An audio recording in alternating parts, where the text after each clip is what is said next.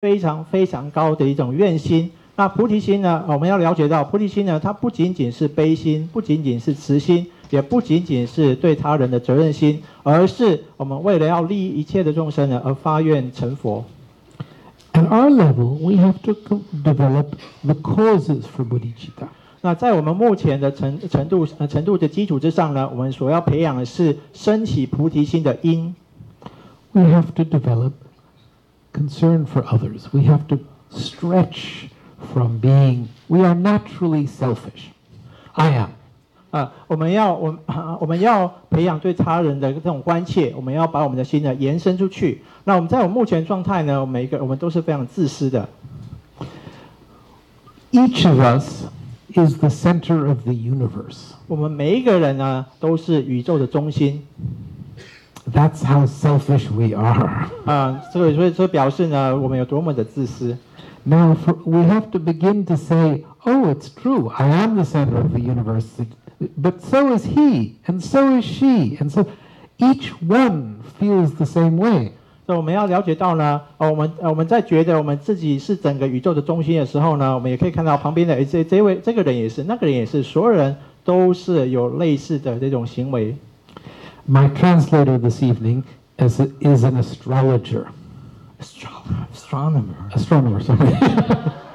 所以我今天的这个翻译呢是一个占星家，后来我就跟他纠正说我是天文学家，不是占星学家。So he knows that I am the center of the universe. 所以呢，所以这个我旁边的翻译者呢了解到天人不界呢是宇宙的中心。And he knows that his wife is the center of the universe. 他同学了解到呢，他的太太呢坐在那边呢，他也是宇宙的中心。And he knows that his son is the center of the universe. 这个翻译也知道我的那个儿子呢也是宇宙的中心。Now he just has to work at knowing that each of you is the center of the universe. 所以我们这时候就是要努力的去了解到每一个人呢都是宇宙的中心。So, just as I was saying that waiters and lawyers and policemen can work this way, astronomers can too. 所以说我们刚 I got it right, thank goodness. 他刚讲到呢，不论是服务员呢，或者是律师呢，或者是医生呢，都可以这样来，都可以这样来做，包括一个天文学家也可以这样做。And so can photographers. 所以因此呢，一个摄影师也是这样的。So, I put together a little set of photographs, which tells the story of the history of photography. 那我把一些照片放在一起呢，放在这个投影片上呢，然后就是要通过这些投影片呢，告诉大家摄影的历史。And though the motivation with which we take pictures can be infused with compassion, love, bodhicitta, whatever qualities we have. 在我们做摄影的时候呢，我们可以将比如说慈心、悲心以及菩提心呢，都融入在我们所从事的摄影当中。Photography also gives us the opportunity to think about emptiness. 那同时呢，在摄影呢，也可以让我们有一个机会呢，去思维空性。And of course, when we see a photograph of something, it's not the actual thing, it's a photograph. 当然呢，当我们看到一张照片的时候，那张照片呢，并不是它内容那个东西本身，而是一个影像。And so, to begin to understand that things are all illusory, it can help. 所以呢，因此呢，就是说，这一点呢，就可以帮助我们去了解到外在的现象呢，都是如幻的。But more interesting than that is the idea that a photographer is not photographing what's in front of him simply to photograph what's in front of him. A photographer is putting together an image, is making a photograph. 那一个摄影师呢，他所要拍摄呢，并不是他那个就在眼前呈现一个很真实的东西，而是他把一些东西呢组合在一起，然后有点是创造的这种意思。A photographer does not simply aim his camera at a subject, put the person in the middle and click. a photographer makes a composition. 那个摄影师呢，并不是要把你的相机呢去对着某一个人，然后就是按那个快门，而是呢，他要把东西组合在一起。And so that composition is the creation of the photographer. 那这个构图或组成呢，事实上呢，就是来自于摄影师的创造。To see photography that way is to begin to think about the whole idea that things exist not from their side, but by imputation. 我们那从这个角度去看摄影呢，我们这个就可以连接到，就是事物呢，并不是从他那一方自己呈现、自己成立的，而是我们安立上去的。Now, when we are doing our jobs, whether it's photography or whether it's astronomy,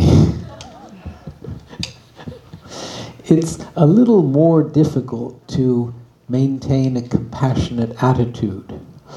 However, when taking photographs, to realize that every photograph is imputed by the photographer, that is easier to bear in mind.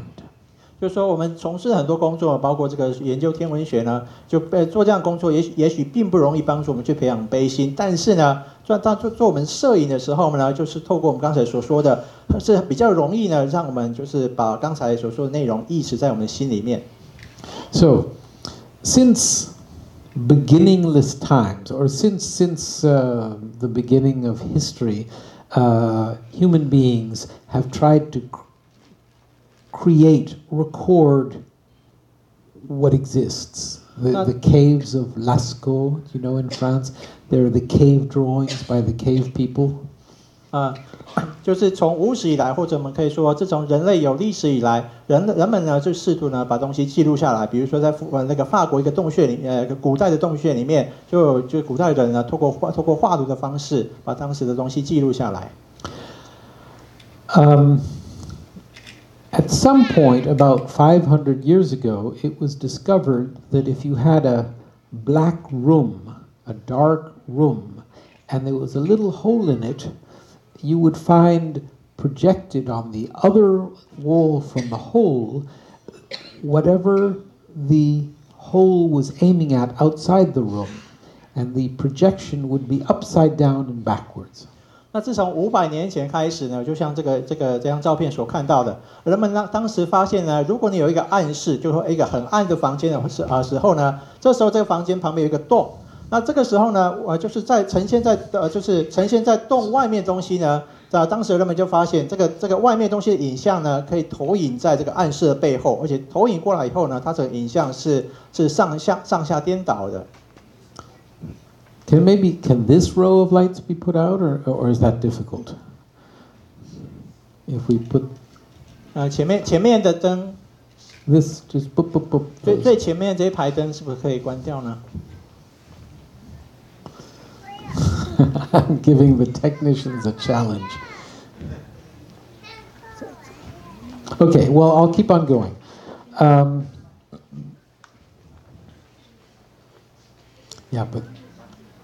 Yeah, it works. Very good.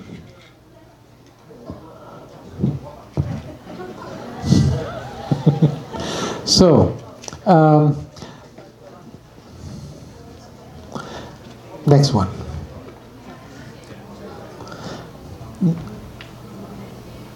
There was not one between the two? 就是没有这两张之间的，前面应该还有一张。Yes.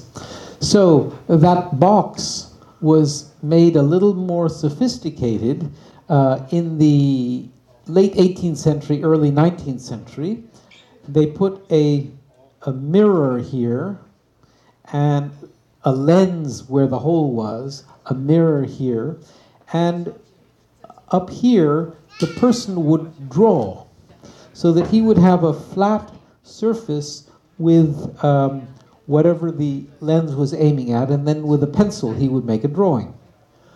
就是这个你们现在看到这个香石呢，是用一种比较复杂的方式去做成的。那这个香石呢，是在18、19世纪末的时候呢，当时人们呢就会透过这个香石首先呢，外面的影像会透过那个镜头呢投影到那个里面那个镜子上，接着这个镜子呢会把光反射，反射之后呢，那个人呢就可以在一个平面上，然后在一张纸在一个平面上呢，然后呢去把他所看到的东西，把它用画的方式画下来。All right. Don't forget that if he has compassion, his photography is compassionate. If he doesn't have compassion, his photography is not compassionate. 这边呢，我们要记得呢，这个在画的这个人呢，如果他内心有慈悲心的话，那他所做出来的摄影呢，里面也是悲心的。但是如果他内心没有悲心的话，他的摄影里面呢，也不会有这种悲心的内涵。Got it?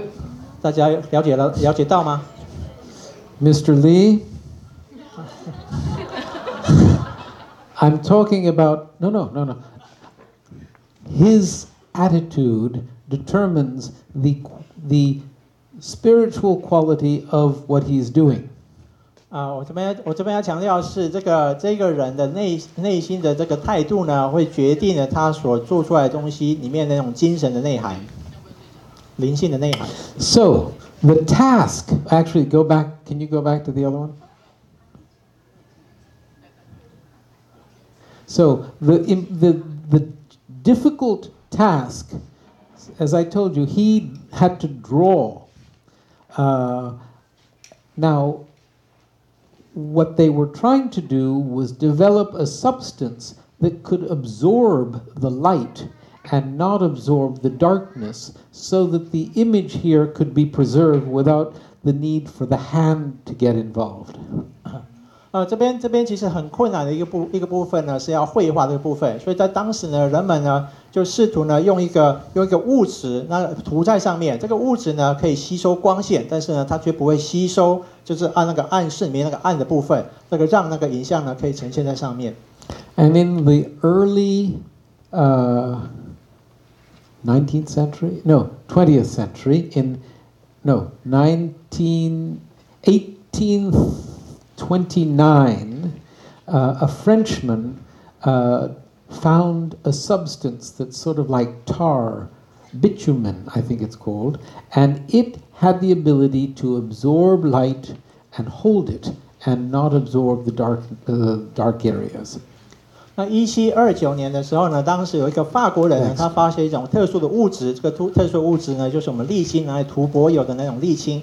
他发现了这种物质呢，可以吸收光线，而不会去吸收暗室里面那个黑暗的部分。And this is the first photograph ever taken. 那这个呢是历史上呢第一张照片。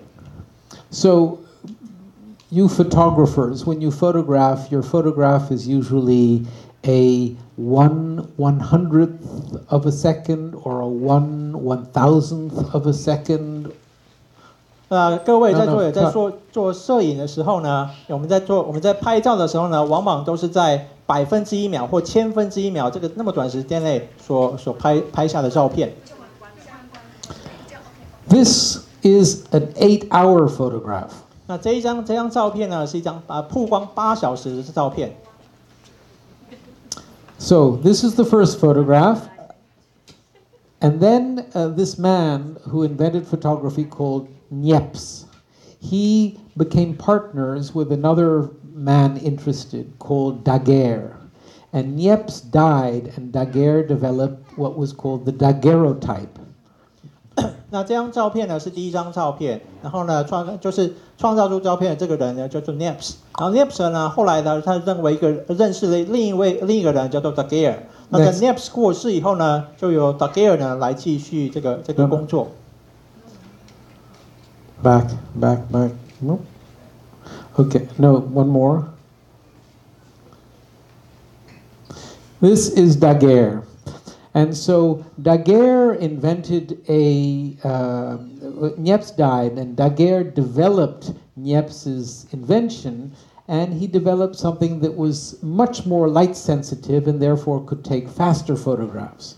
就是达盖尔这个人呢，在这个Niepce 过世了以后呢，继续发展这个摄影的技术。他当时所发明的是，他发现一种物质呢，这种物质呢，可以让他用更短的时间就拍下照片。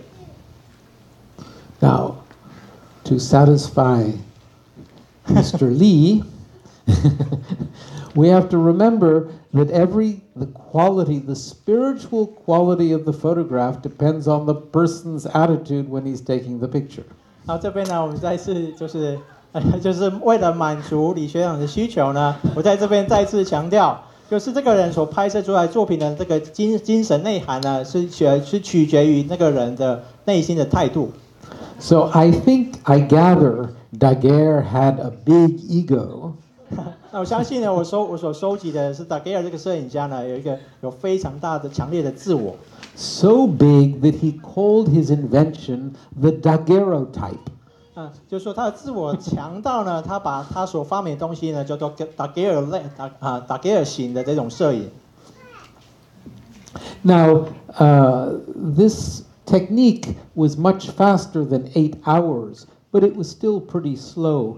He had something holding his head, sort of like I have with this microphone.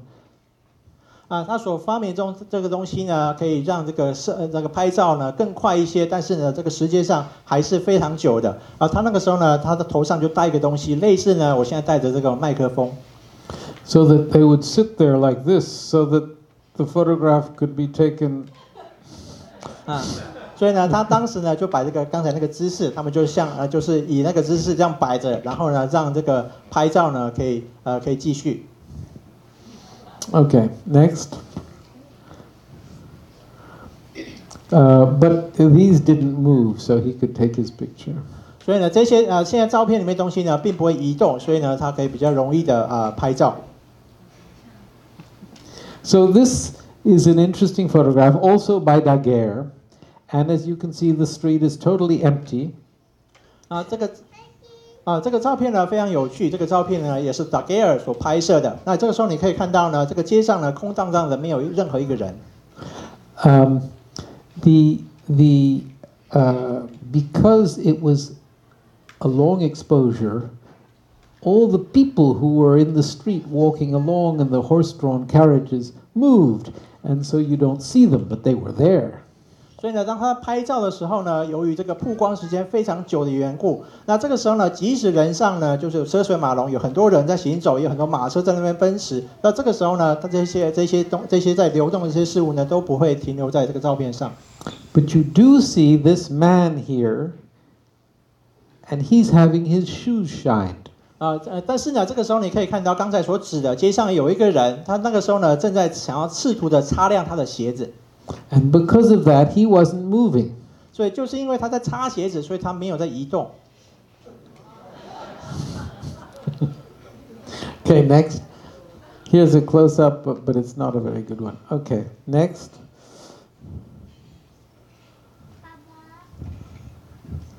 Okay, so now the invention of Daguerre. Daguerre presented it to the Academy of Science in France, and the Academy of Science bought it from him and gave him a pension for the rest of his life.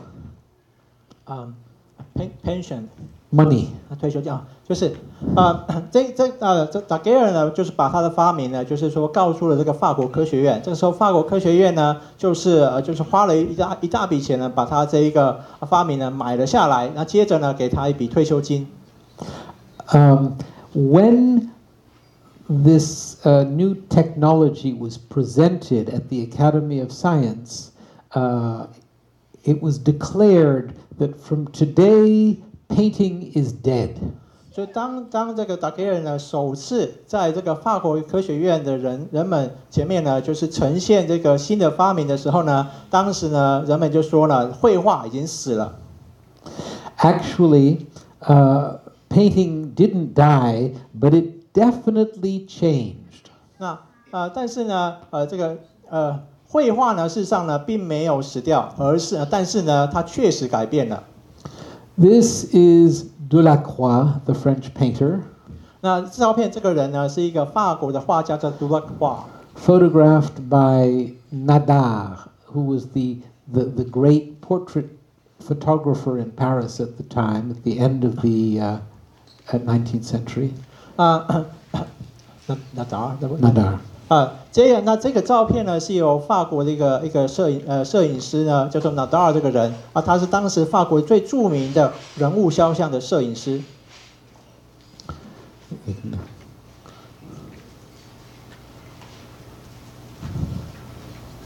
So this is a painting by Delacroix, the last fellow, and you can see that there's a lot of action, movement in the painting that still continued because photography couldn't do that. 这个是这个刚才讲那个画家杜拉画的所画的一张画，在这张画当中呢，你可以看到很多动作。那你可以看到，那由于呢摄影呢还没有办法拍下这些动作，所以因此呢像这样类型的绘画呢仍然是持续的。Next, is there not one before this? Yeah, Monet, the surrealist. Sorry, the impressionist. So Monet was. This is a photograph by Nadar of Monet. And what's interesting is that Monet took painting to a place that it had not been. And that was possible, or that was acceptable, because photography had assumed the role of portraying reality. Could you repeat? I didn't get all points. Monet's painting. Yeah. Was acceptable, was possible, because photography had taken the role, had assumed the responsibility of portraying reality. I mean, he's acceptable to draw on the wall. No, he's a painter. Monet is a famous impressionist painter. 这张照片呢是这个印象派的画家莫内然后呢，他当时呢，他的绘画是可以被接受的，因为当时呢，人们已经认为呢，就是拍人物肖像呢，这已经变成一个摄影师的工作。Monet， 这是莫内的画。And Cézanne. All these painters, this whole new style of painting was possible because of photography. Photography sort of made this happen. 那像这样绘画呢，是这个塞尚的绘画。那他们之所以可以有这种新的一种类型的绘画呢，就是因为这个当时摄影的关系。摄影呢，让他们的绘画的这种风格开始产生了变化。You can do next. Manet and his painting. 刚是 Manet， 然后呢，这个然后就是莫内的绘画。Next. Baudelaire was a... Now, I'm showing you these because I think they're very beautiful portraits. And they show you that even at the very beginning of photography, those photographers were producing very powerful, fine photographs. 之所以可以呈现这些给各位看呢，就是要告诉各位，即使当时像这样的人物肖像呢，即使当时只在这种摄影才刚开始发展的初期，他们当时呢就已经能够拍摄出这样强而有力的这种照片。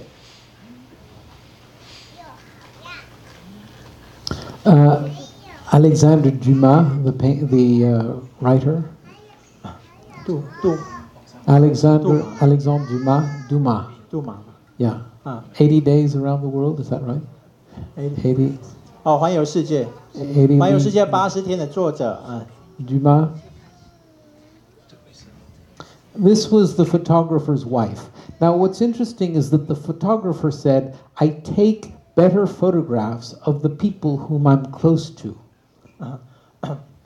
说这是摄影师的太太这个摄影师呢说呢，他就是跟他比较近的人呢，他可以拍出更好的照片。And there's a lot of emotion. There's something very interesting, the look that she's giving. 这个照片里面呢有很多的这种情感情绪在里面呢，然后透过这个照片很有趣的，然后就透过这个照片呈现出来。But it seems that when what was he called, Nadar, when he made the statement, "I take better pictures of the people I'm closer to," he really loved taking photographs of himself. 就是当这个我的name Nadar. 当纳达尔说呢，就是跟他比较亲近的人呢，他可以拍出好的照片。当他这么说的时候呢，事实上呢，他在做的事情，他非常喜欢拍自己。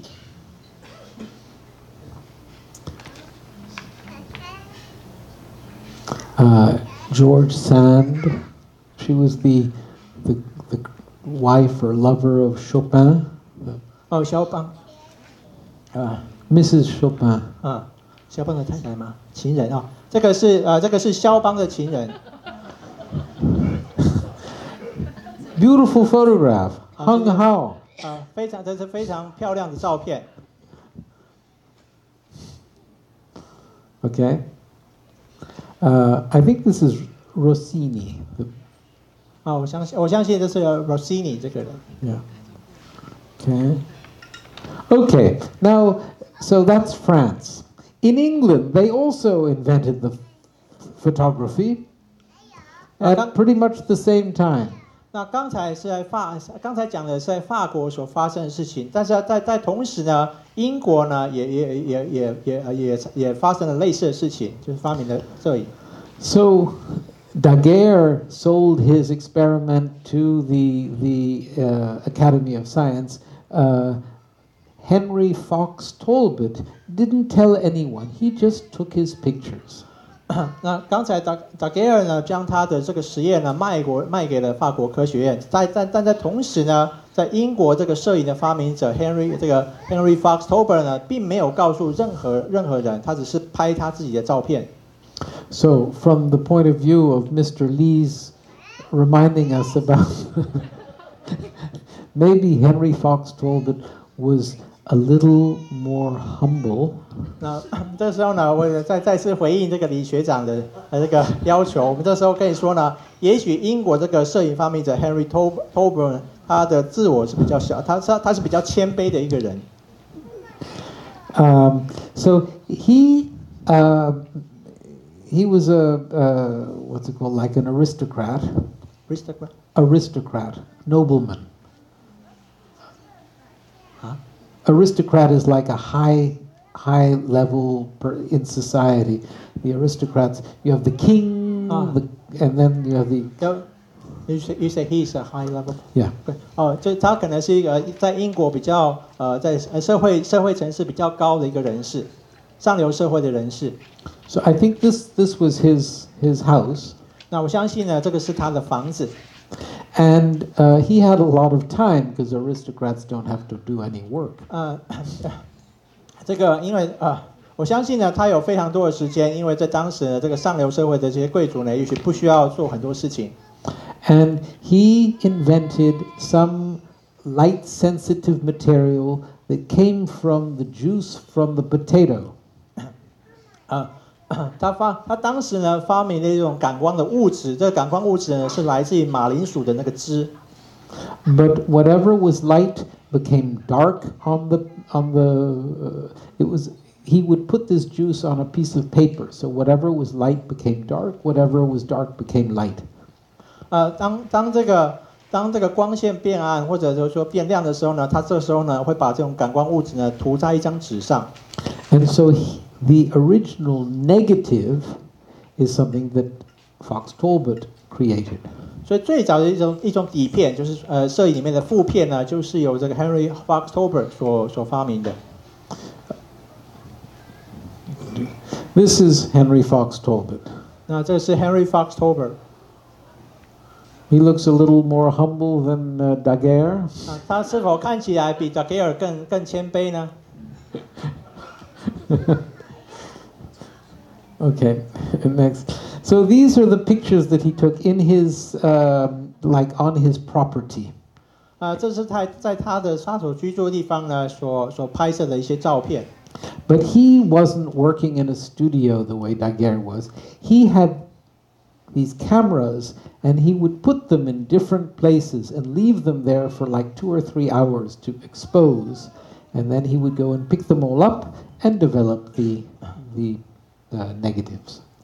他这个Henry Factober 他并不像 Daguerre 那样是在工作室里面去做摄影的工作，而是呢他所做的呢是将他的相机呢放在很多个不同的地方，然后接着呢将它们曝光2-3个小时，最后呢再把它们收集起来。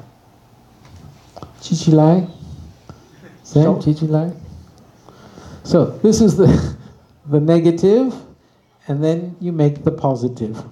那这个左边那个是他呢所摄影的负片，右边那个是正片。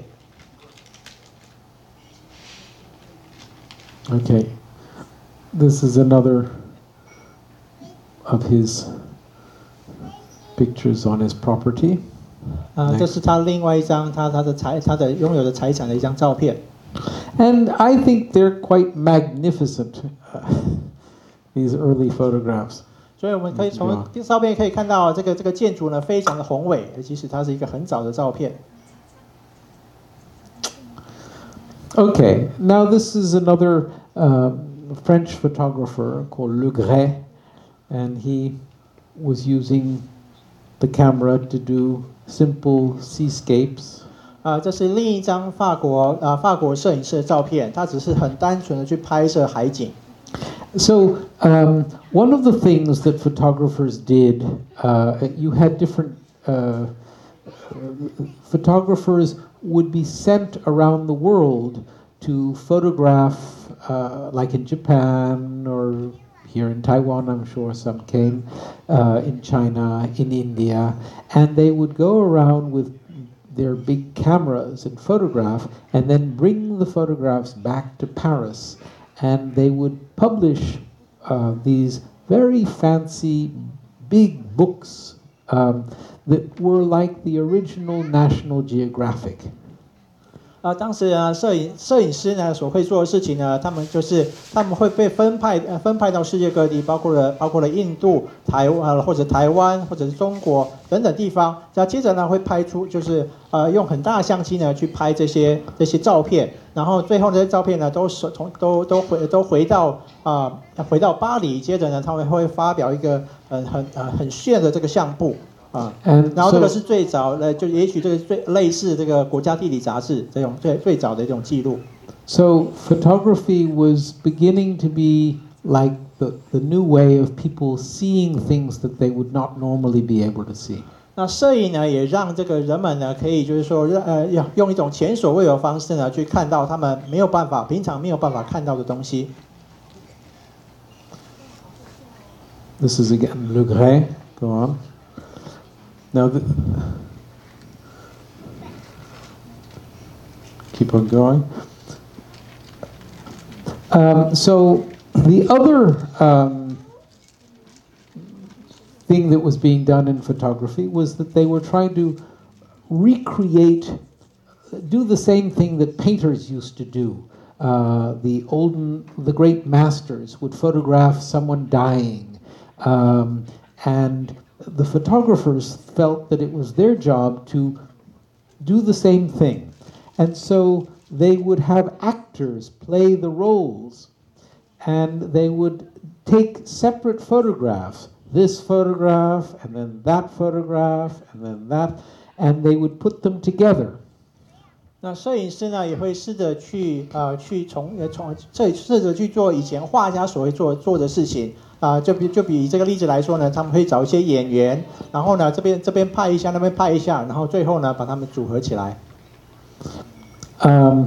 So this was just photography's trying to figure out what its role was, as opposed to painting.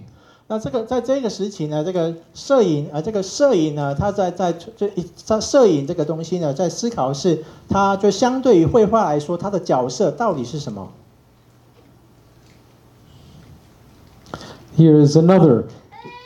This was totally put together. The other one was by Henry Beach Robinson. This is by Raylander, And this is these two men choosing which, these are the sort of serious people, and this is the more sort of debauched life, and the choice that one has to make in life. So this painting again is put together, this photograph is put together in the style of a classical painting. 这张照片呢，跟上一张照片是非常类似的。这张照片呢，是由很多种不同的部分所组合起来的。So you have all the way to, this is the religious, serious choice that one can make, and this is the decadent.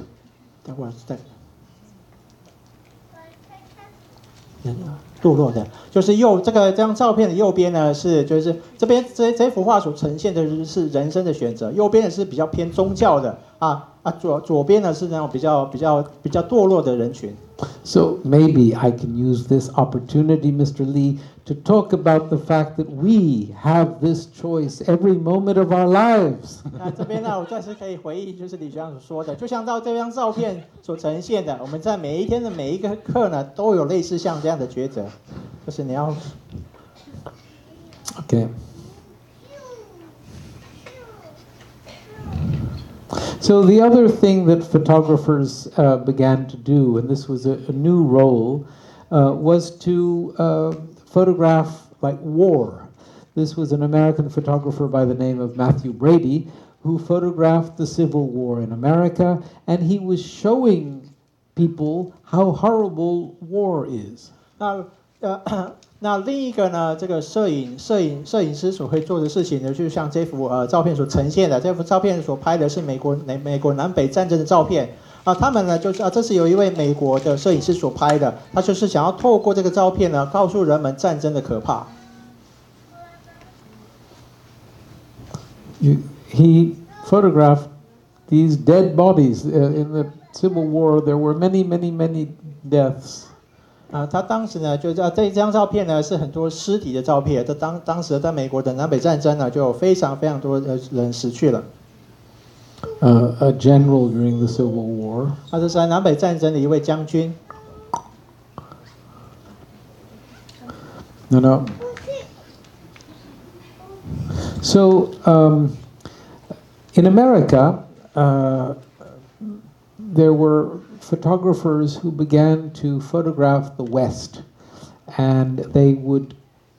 This is a photographer called O'Sullivan, who would go with his camera, and by the time he was photographing, the film was a glass plate, and before he took his picture, he would have to paint the light-sensitive emulsion onto the glass plate.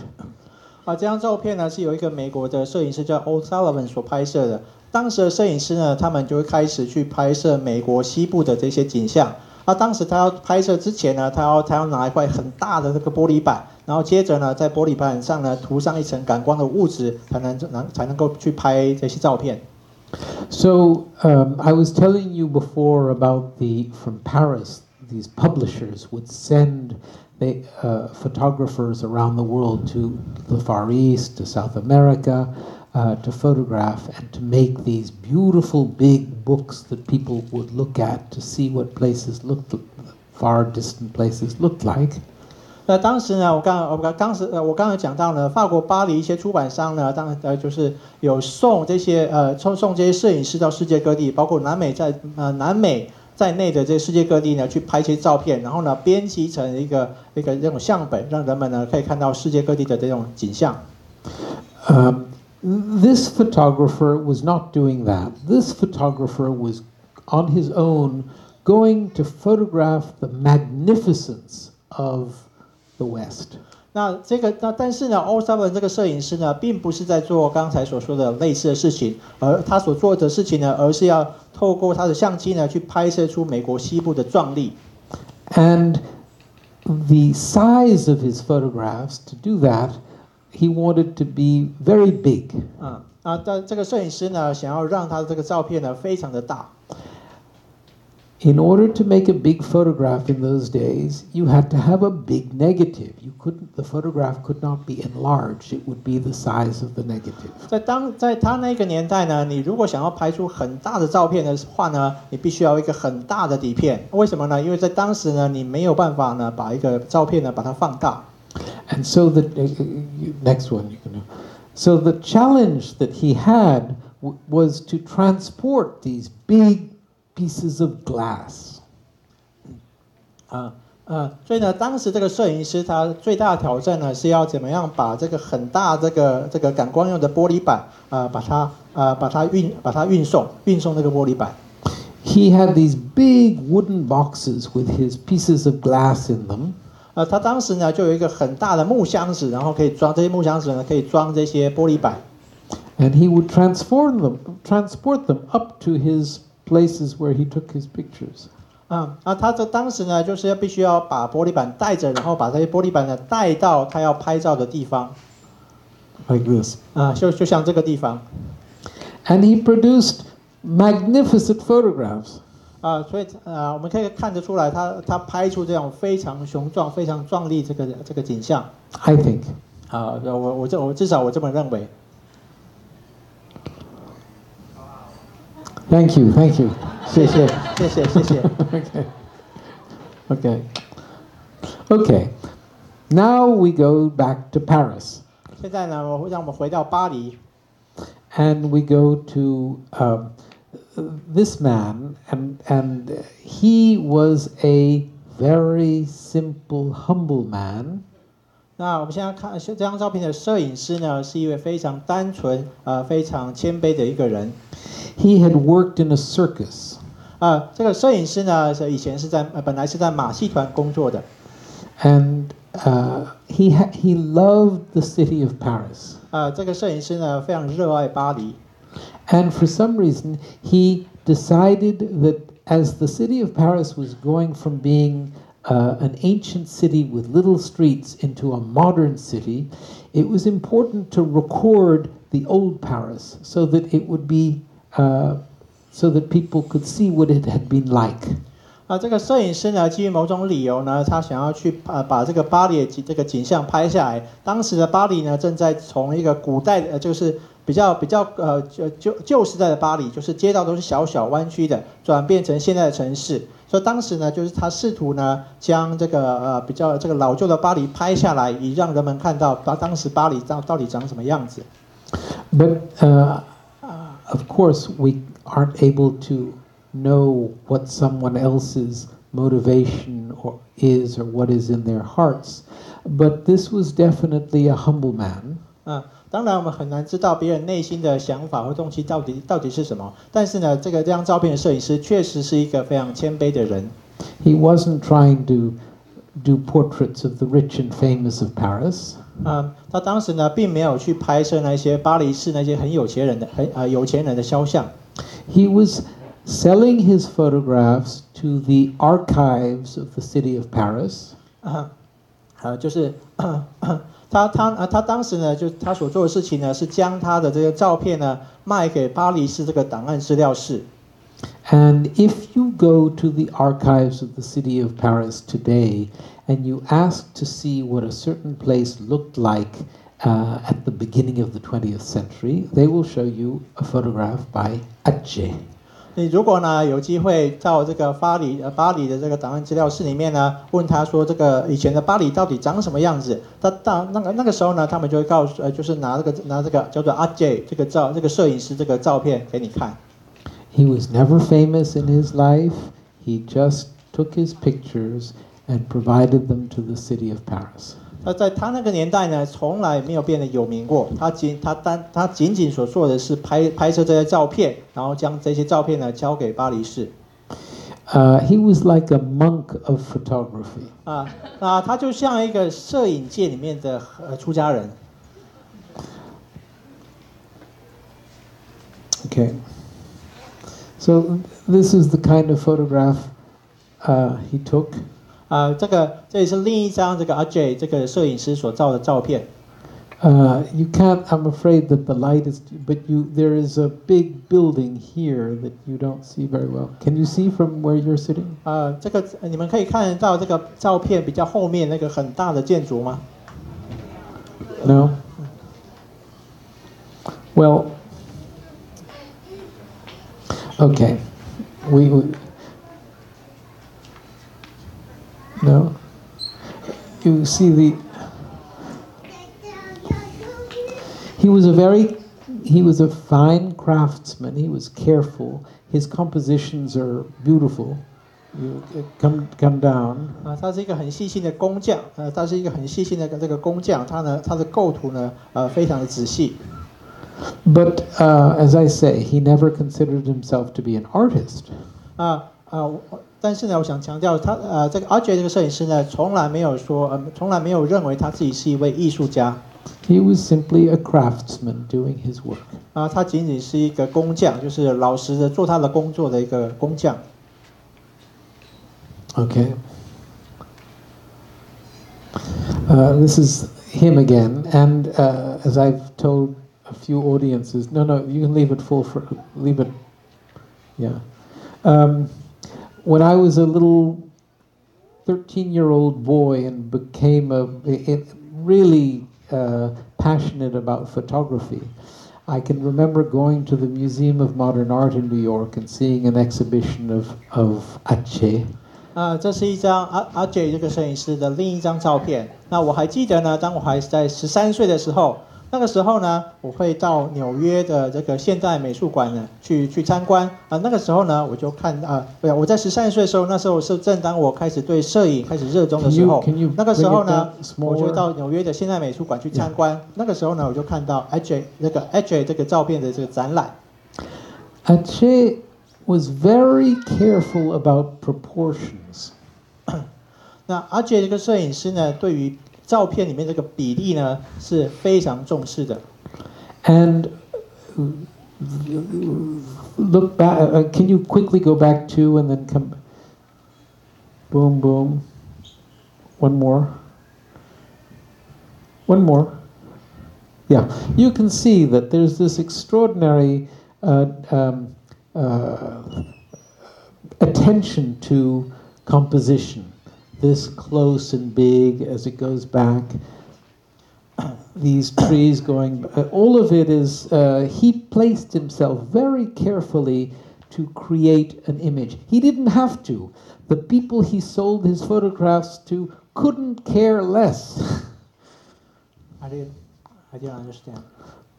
The compositional elements that he was so careful about, the people he was giving the pictures to, the city of Paris, they didn't care. But he really made his photographs as fine as possible. 就这个摄影师呢，就是说试图呢将他这个照片呢，就是尽可能拍得很细致，就像这张照片所呈现的，他对于这个构图这个比例非常的细心尽管他非常的这个很注意这些细节呢，但是当他把他的照片卖到这个巴黎市的时候呢，那些巴黎市的人呢根本就不管这些细节还有他的用心。A lot of the photographers we've seen, as I said, had big egos, considered themselves artists. I feel that there's a purity in his photographs because of this humility. 就是我们刚才有讲到呢，很多摄影师呢都有很强的自我中心这种倾向，也就是他们往往会认为他们是艺术家。但是呢，从这个阿杰这个照片里面呢，你可以看到他有一种很纯粹的、很单纯的一种性格在里面。他是一个他真的是一个很谦卑的人。Again, beautifully composed. 很棒的构图。I like this one. 我很喜欢这张照片。I'm sure that wherever he is, he's a little embarrassed. 我相信呢，当你们在鼓掌的时候，我相信如果无论这个阿杰这个人在什么地方，他都会像刚刚那样鞠躬，然后呢会感到有点不好意思。Okay.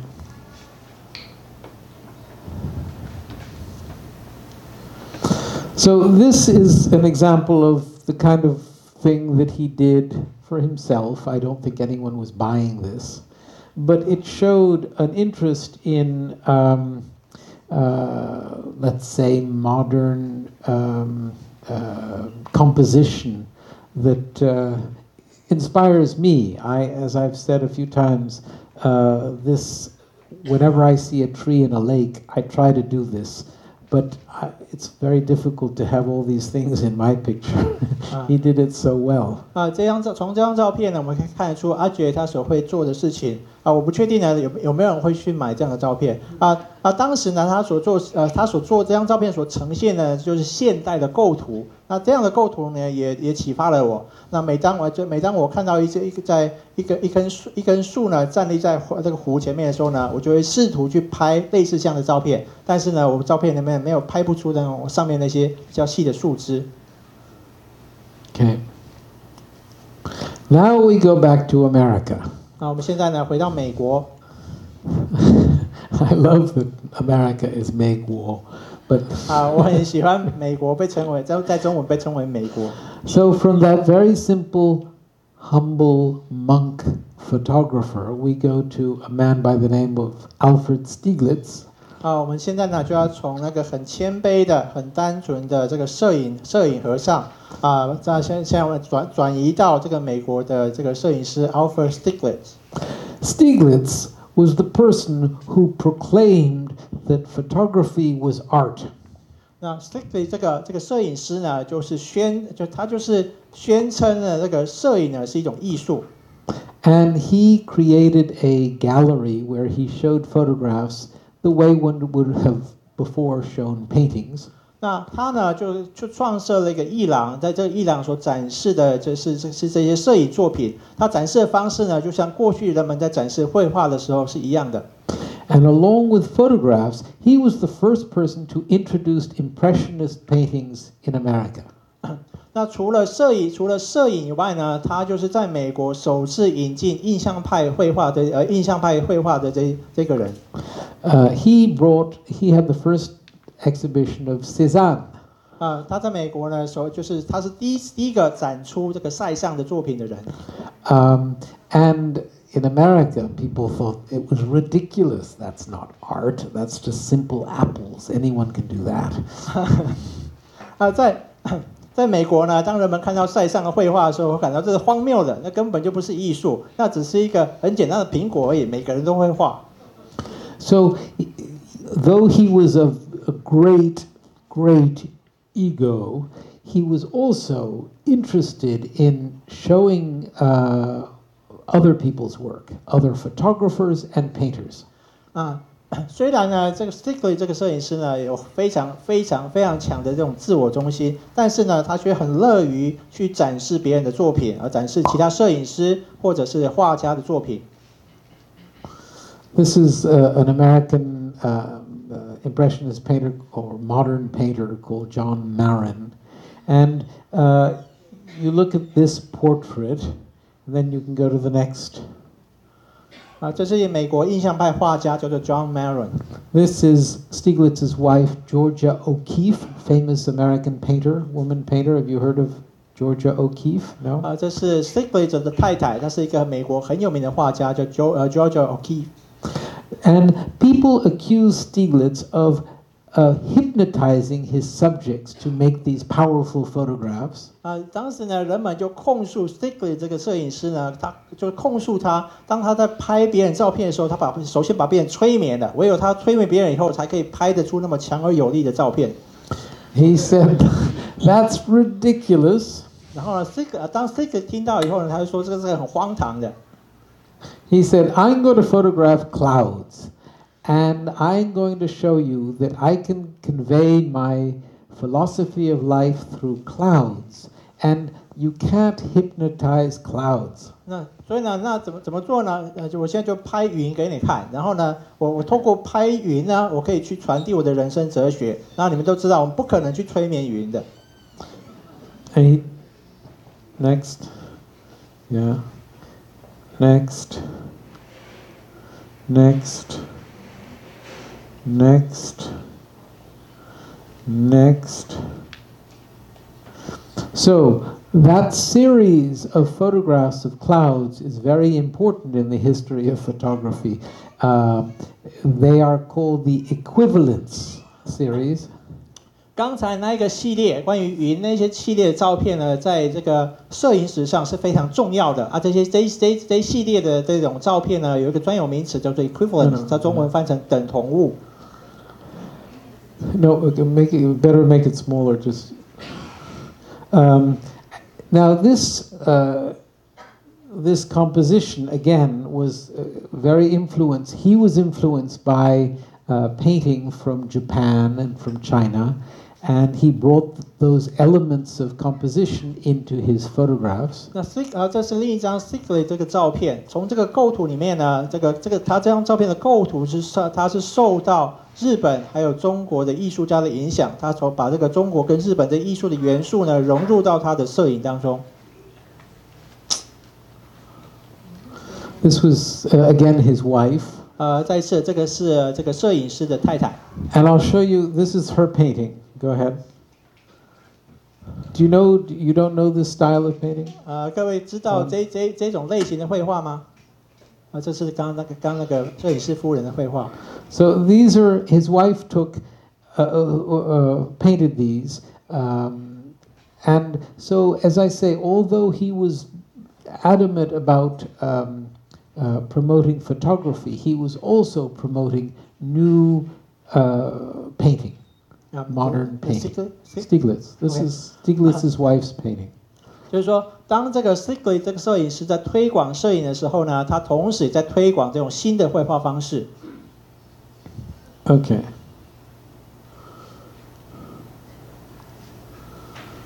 Stieglitz. 这是 Sigley 的作品。Okay, now, this is it. Perfect. No, stay there.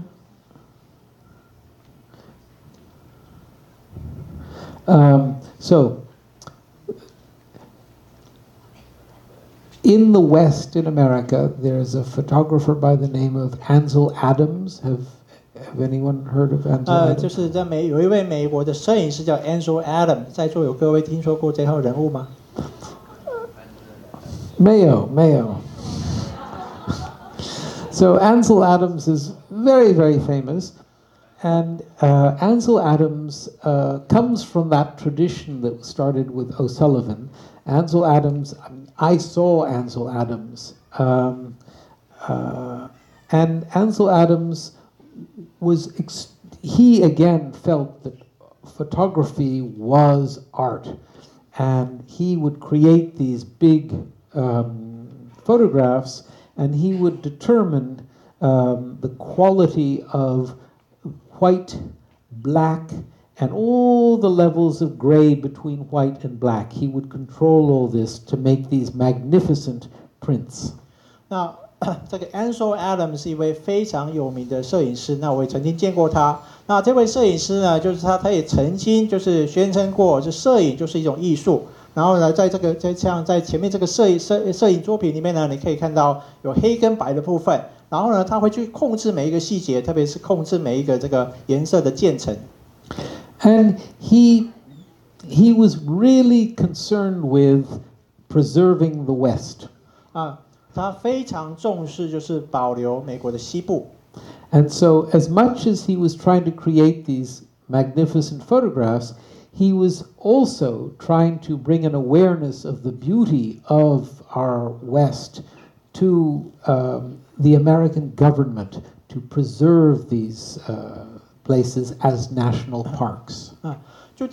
就当 Ansel Adams 在拍出这些壮丽的这些照片的时候呢，他同时呢也是希望传递就是透过这些照片呢传递给美国政府，然后告诉政府呢这个美国西部的美丽，也试图呢希望美国政府能够保护美国西部这个环境，然后呢尤其透过那个设立国家公园的方式。So again, one can say that you can go out and you can photograph the West with a desire to make big, beautiful photographs to make everyone look at you, or else you can use your photographs to somehow preserve something for all humanity. 就是说我们这边呢也可以再次跟佛法去相结合。这边呢，我们去摄影呢，你可以就是说你拍出，你可以做的事情是，你可以去拍出一个很壮丽的这些照片呢，然后让每一个人都知道你。或者呢，你也可以找过来呢，就是说你去拍，就是你为了一切人着想呢而去拍这样的影像。And if he were truly concerned about all the living beings who live in that area, then his wish to create these national parks could be extended not just to humans, but to the little animals that live there. 就是如果呢是对居住在像美国照片里面的环境的人们产生一种真实的关切，而去拍这些照片，然后呢，而且呢，当他希望在创立国家公园的同时呢，也希望除了人类以外，也希望去保护到这个自然环境里面的一些生物。Now, I'm not saying that Ansel Adams was a bodhisattva or had great compassion for all the little mosquitoes and ants that live there. I'm saying that as a photographer, one could extend one's attitude to being concerned about the sentient beings and bring that to one's photographs. 我这边要讲的并不是要跟各位说 Ansel Adams 呢是一位菩萨而是呢就是说当我们可以作为一个摄影师呢，我们可以将我们的关切呢延伸到这些有情众身上。The spiritual attainment of anyone other than oneself, we are totally blind to. You see, yeah? We are not able to know the attitude or the spiritual attainment of anyone but ourselves.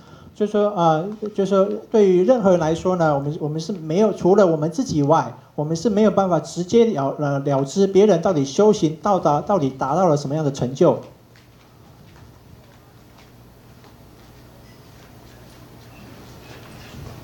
Again, he controlled all. This is not a very good reproduction, but he controlled all the qualities of light and dark. You can go next. 这张照片里面也可以看到这个Ansel Adams 这个摄影师呢，就是控制了每一个细节，就是黑跟白之间这个渐层的每一个细节。He used a big, an 8 inch by 10 inch camera. 他用的是一个非常大，就是8x10英寸的相机。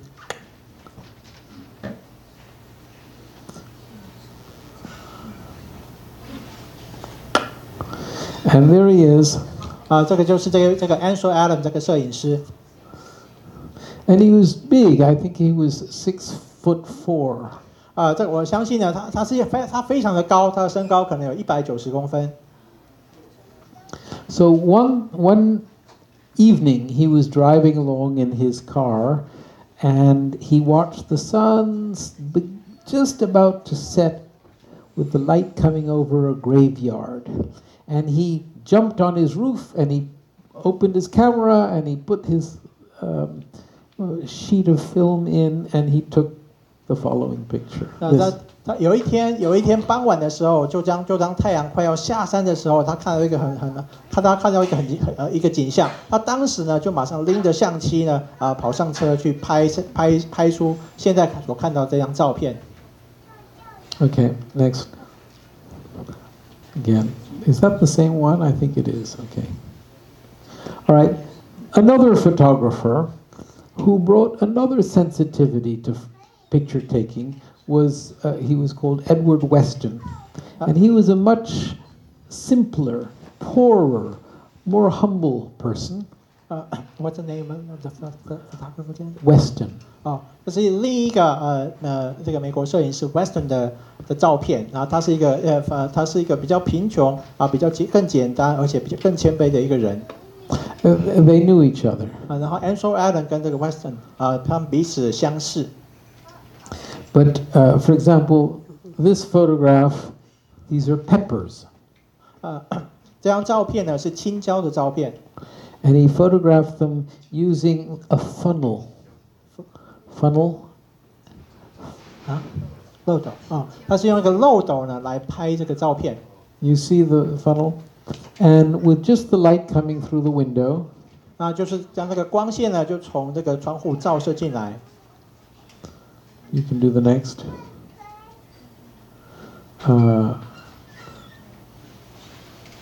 The desert. This is an artichoke cut in half. 这个是一个青菜的照片，这个青菜是朝鲜蓟，然后呢，这个青菜砍一半，然后来拍这个照片。Next is my favorite photograph. 下一张是我最喜欢的相片。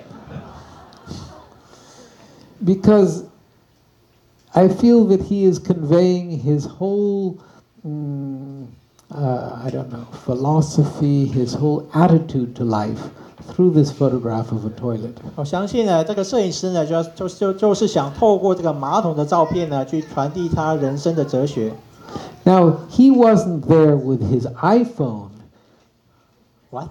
He didn't take this just getting down with his 就是说 iPhone. 这个摄影师呢，并没有像我们一般人一样，就是蹲着，然后用我们的 iPhone 去拍这个照片。He had a big camera on a tripod that had to be set up there, and he would have been here with his black cloth over his head, getting it all perfect.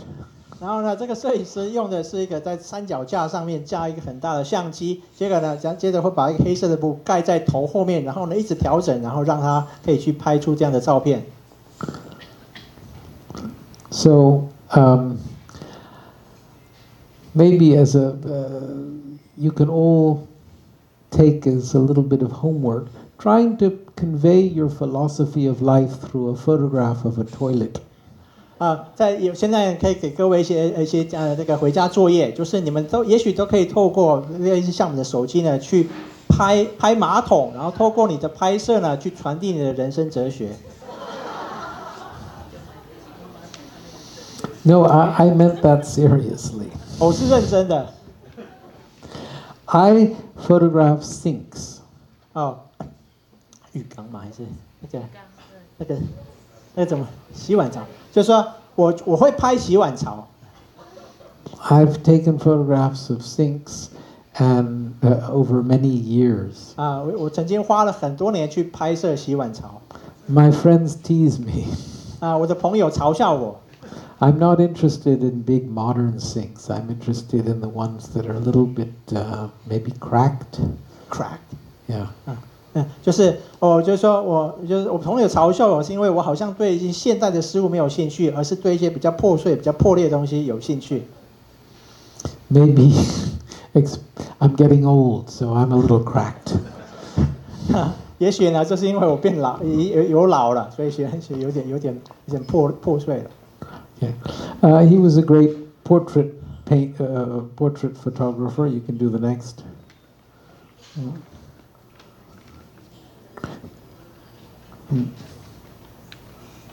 Next. Yeah. So that's Edward Weston. He was someone who lived very simply. He was always out of money. 所以刚才说是这个 Weston 他的拍的照片这个摄影师呢总是缺钱。He also was constantly falling in love. 那同时呢，他也是一个很罗曼蒂克人，他是不断的陷入恋爱。So he had his wife, he had his children, and then he had his one mistress, and then another mistress. 所以呢，就是因为他很罗曼蒂克，所以他有他的太太，有小孩，有第一号情妇、第二号情妇等等。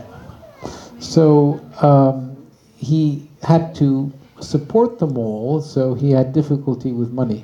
所以呢，他必须要在经济上去资助他们这些太太跟情妇，所以呢，他总是缺钱。But he really believed in photography and in the importance of working to make photographs for whatever purpose. 但是呢，他还是仍然非常重视这个摄影。然后呢，就是说不论你是投什么目的，他仍然认为摄影呢是非常重要的。Now, we can talk about the artist. The really tricky part about being an artist is that proclaiming oneself an artist is really tickling or massaging the ego. 就是说我们可以谈谈一个艺术家。当一个人会想要宣称自己是艺术家的时候呢，你事实上呢，你是不断在强化自己那个自我中心的这种肌肉。And I think it would, many people consider that artists are sort of spiritual beings. 那我们有时候呢，人们会认为这个艺术家呢是比较具有灵性的人们。I would think that being an artist would be particularly challenging if one were engaged in a spiritual practice. 那反而我是持有相反的意见。我认为呢，这个艺术家呢是比较难来从事这种灵性修行的。Especially Buddhism, where we are trying to recognize that there is no self. 那特别是呢，我们在佛法里面呢，我们要去了知到，没有自我的没有我的存在。That's why I so admire that French photographer Ache, who didn't do things to express himself. He did things out of respect for and a desire to show the beauty of the city he loved.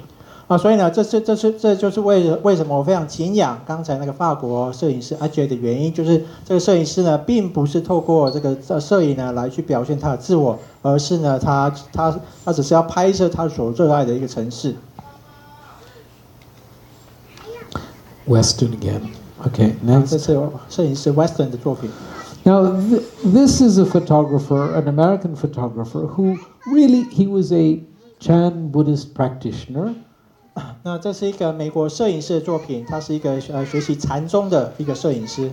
And he would meditate. 他会这个摄影师会禅修。And then he would go out and take his pictures. 那禅修之后呢，他会出去去拍照。And you can do the next. He, like Ansel Adams, was extremely careful about the white and the light and the dark. He controlled everything very carefully. 这个摄影师呢，就像 Ansel Adams 一样，在他的作品里面呢，他非常在意这个黑白之间的这个渐层他非常在意这些细节。But you can see that his compositions became nearly abstract. 但是从这张照片呢，你可以看到呢，它这个构图呢，已经变得越来越抽象了。And though he considered himself an artist, he was really working on himself in his meditation and in trying to do things without ego. 虽然呢，这位摄影师认为他自己是一位艺术家呢，但是呢，他不断的透过修行，然后试着去降低他的自我。Another by him. 这个摄影师的另一张作品。And he may have been the first photographer to actually teach photography in a university. He taught at MIT. 那这位摄影师呢，也许是历史上第一位在大学教授摄影的摄影师。然后他当时所教摄影的地点是在美国的麻省理工学院。Now we go back to France. 我们再次回到法国。This photographer was also a Buddhist in the Tibetan tradition. 这位摄影师呢，他是学习藏传佛教的一位摄影师。This is Cartier-Bresson. 这位摄影师是布列松。And what he brought to photography, most of the photographs that we have seen so far were always taken with a tripod, with a big camera, getting underneath the black cloth and focusing. He started using a little camera. 在我们刚才看到的摄影作品里面呢，这些摄影作品呢，都是透过架设一个三脚架，然后用很大的相机，然后又把黑布盖住头，透过这种方式来拍摄的。但是呢，这个摄影师呢，创造出一个新的风格，他开始使用小的相机来拍摄。And he was interested in the decisive moment. 他非常重视所谓决定性的瞬间。You can see how decisive that moment is. 那我们可以从这张照片可以看得出来，这个是一个多么关键性的一个时刻。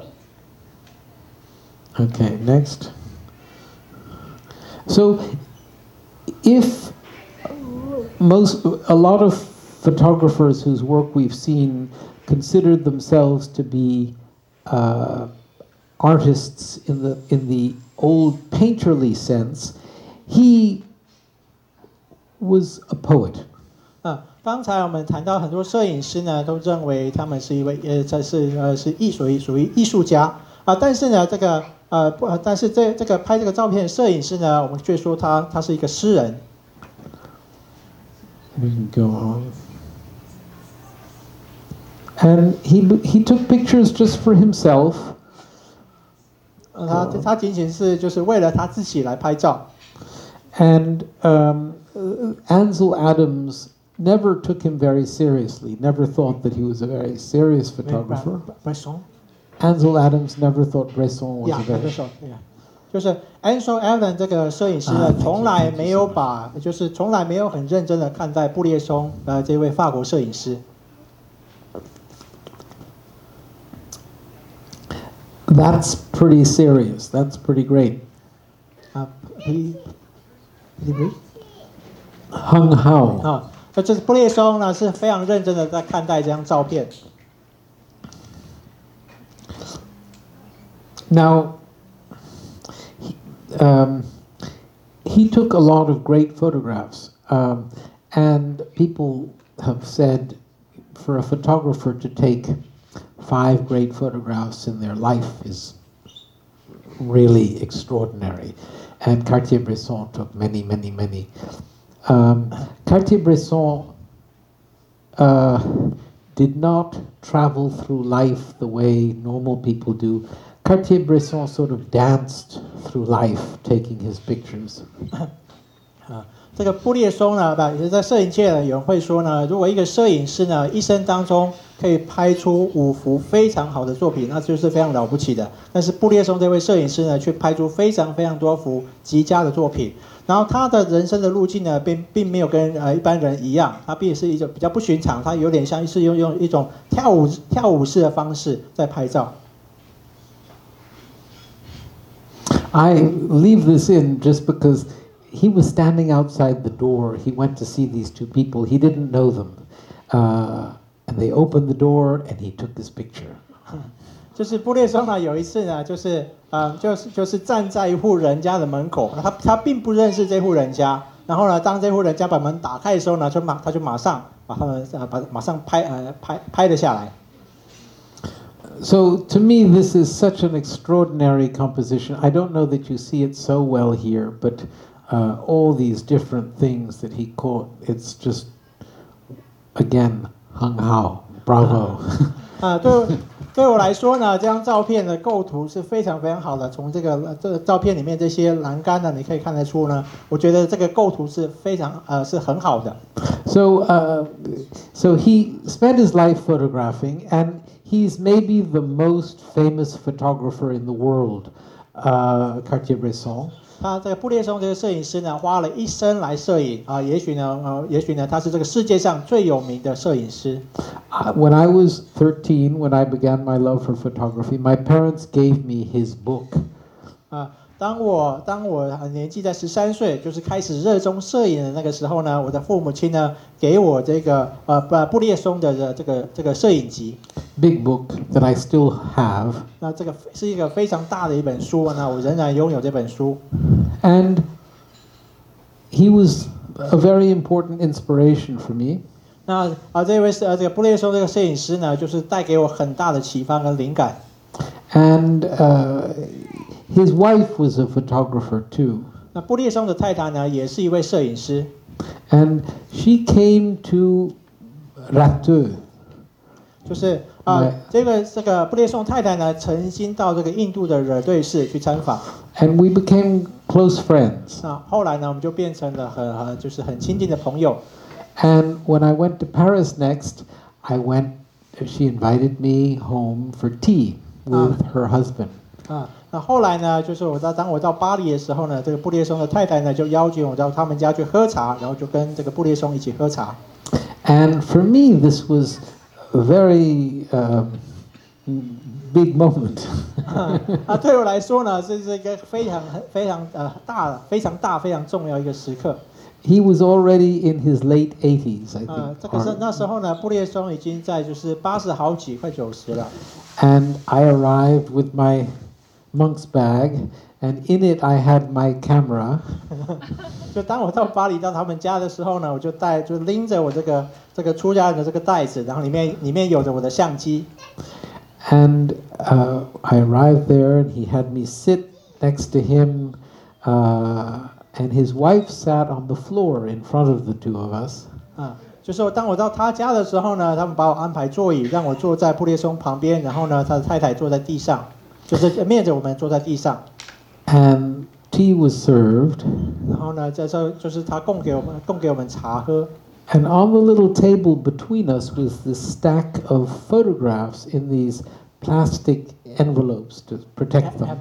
Envelopes, plastic, see-through. 在我们这个两个人之间呢，有放一叠这个相簿，然后呢，相簿呢是用这个一个塑胶袋把它包起来，然后可以来保护这些相本。Now, Cartier-Bresson was showing me enormous respect because I was a monk and he was a Buddhist. And 这个布列松呢，他当时呢就是对我表示了非常大的恭敬，因为呢，他是一个佛教徒，而我是一个出家人。And I was showing him enormous respect because he was Cartier-Bresson. 但是呢，反过来呢，我也对他呢就是表示很大的这种尊敬，因为呢，他是布列松。And he turned to his wife and he looked at these photographs and he said, "What is this?" 这时候呢，他的太太呢就转向布列松，然后问他说：“这些是什么呢？”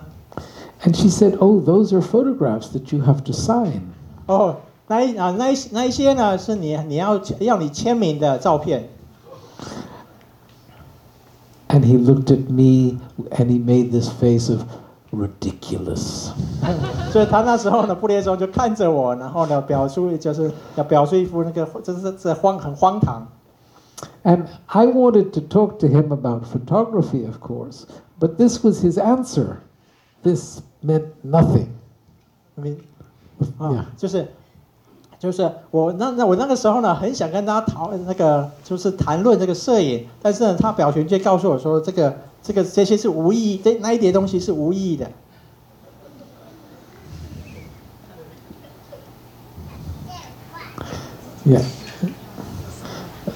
Yeah, these are more of these very poetic photographs. As you can see, this composition is there's a modern art quality to this. It was totally new. This was taken in the 30s.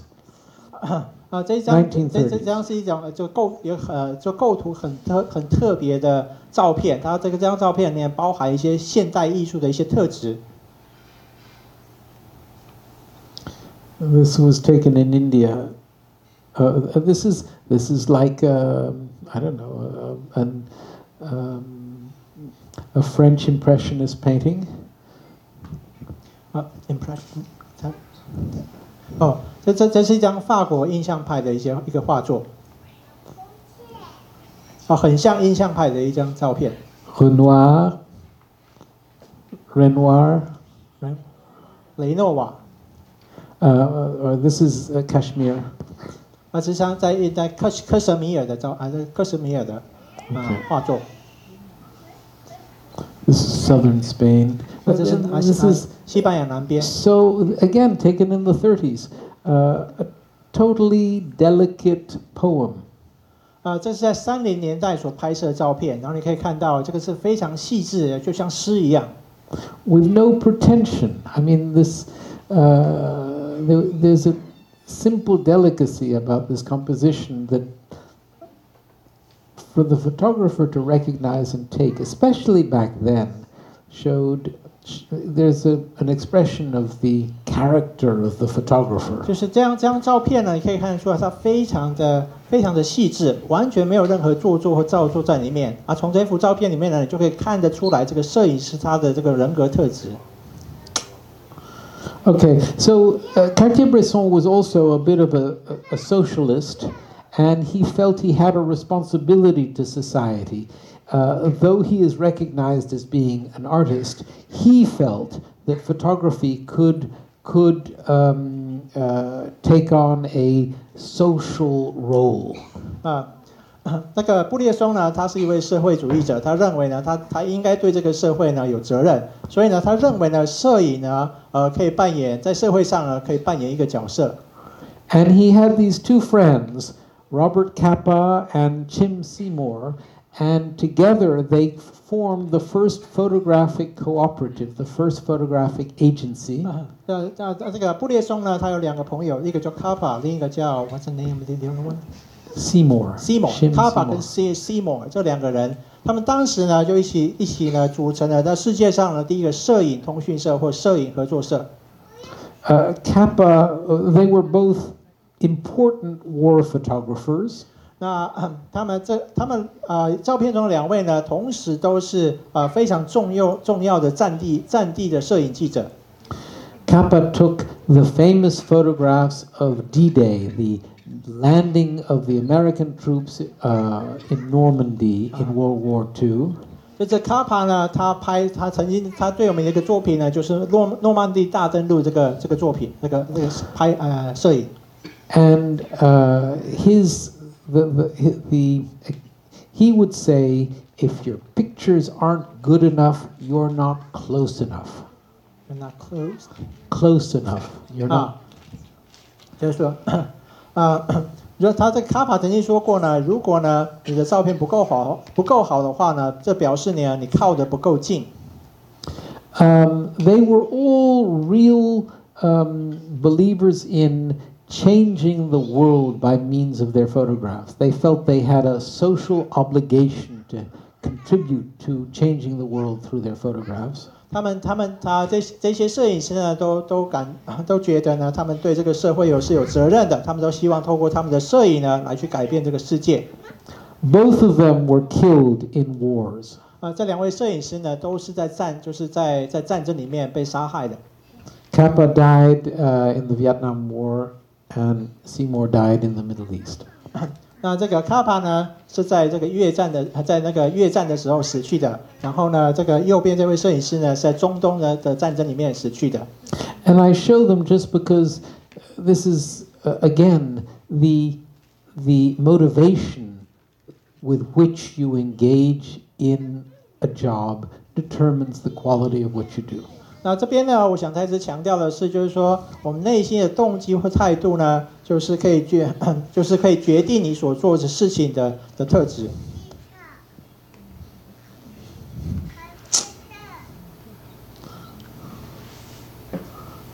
So this is the only one I'm showing you. This is Cartier-Bresson's photojournalistic work.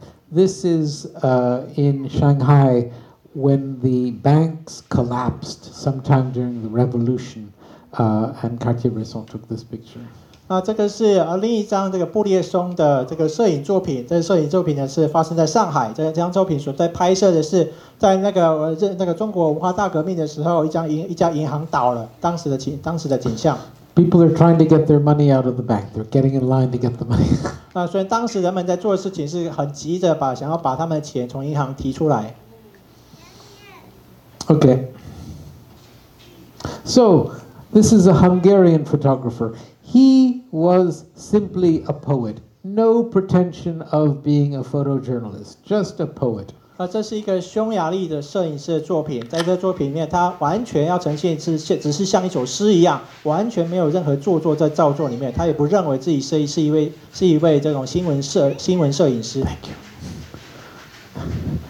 These are just his photographs. 或者是另一张这个匈牙利摄影师的作品。This was Paris. Go next one. This was so he was living in Paris. And he was very much part of the art world, and this was the development of oh gosh, what is this modern?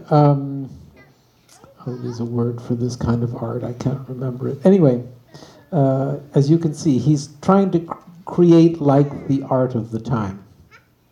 他这位摄影师呢是住在巴黎，然后他跟这个巴黎的这个艺术圈呢靠得很近然后他试着去拍摄出这种就是很艺术性的作品。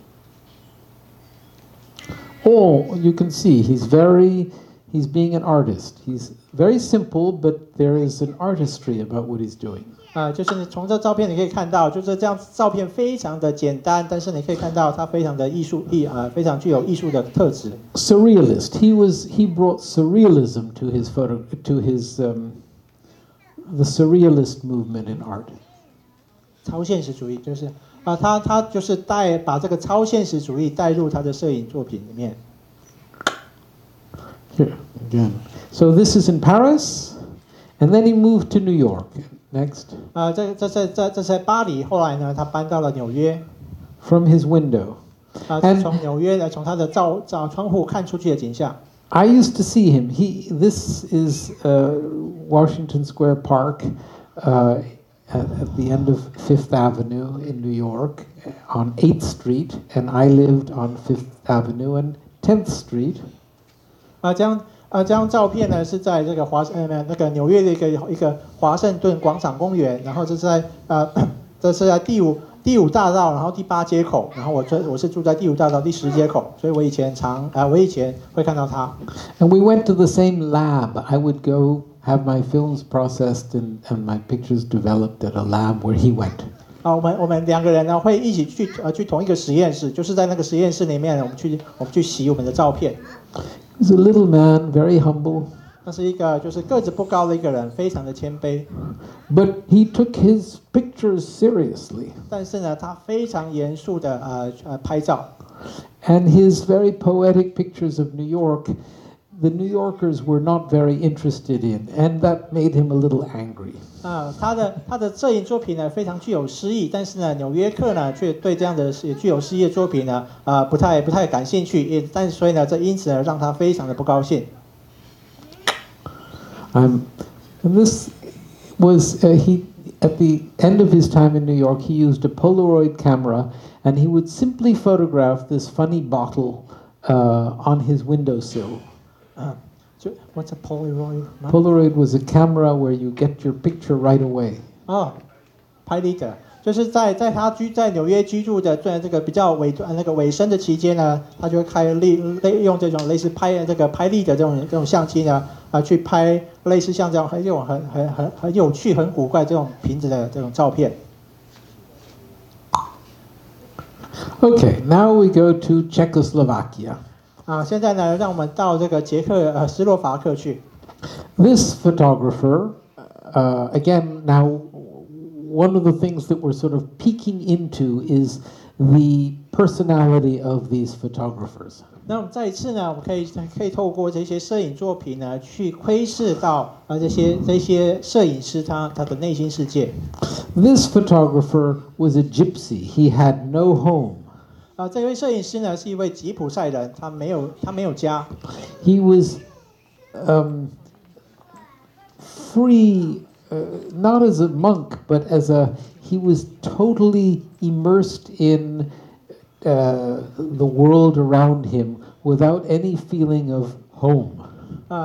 他虽然呢不是一位出家人，但是呢，他是就是沉浸在整个世界里面，他是沉浸在一个没有家的概念这种世界里。So he was photographing the invasion of the Russian troops in 1968. 他这张照片所拍摄的是当那个俄国军队入侵的时候的照片。Next, again, 在1968年，补充1968年的时候入侵的照片。He introduces a certain rawness in his composition. Raw, uncooked. OK， 他在他的摄影作品里面，他所试图融入的是一些非常原始的元素。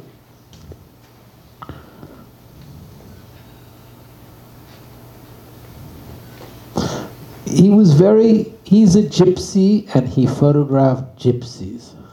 他是吉普赛人，因此呢，他也去拍摄吉普赛人。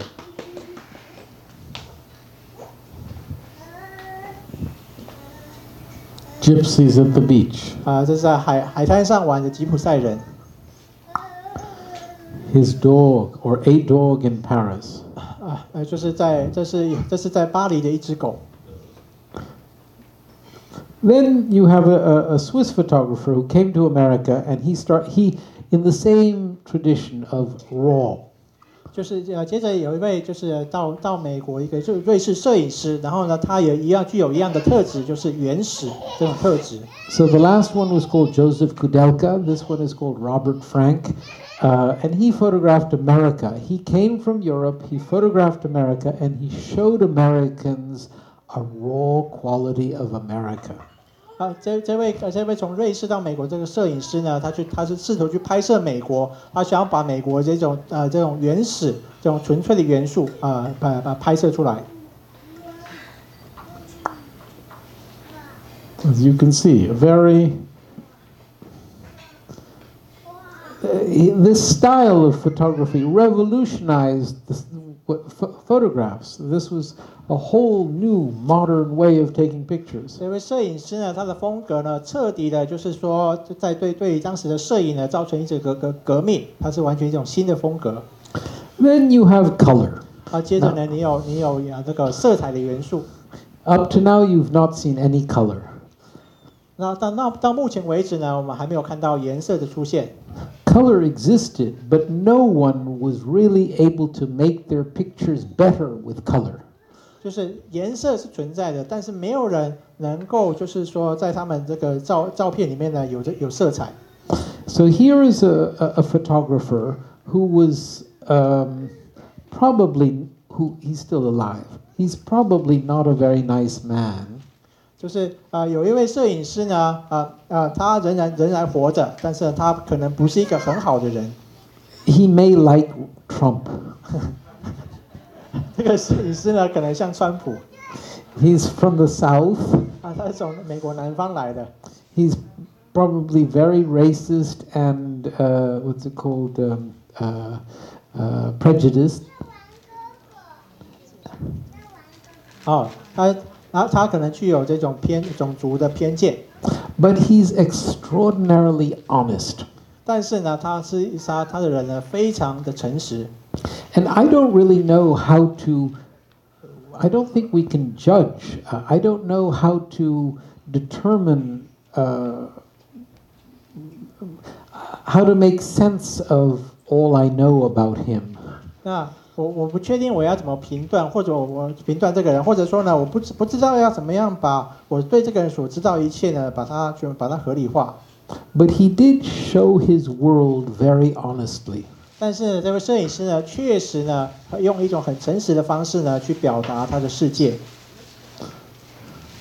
I'm afraid the light is too bright, and so these look brighter than they should. 那我很担心呢，这个背景的光太亮了，然后让这个照片呢，就是比它原本的还要亮，比原本的那种状态还要亮。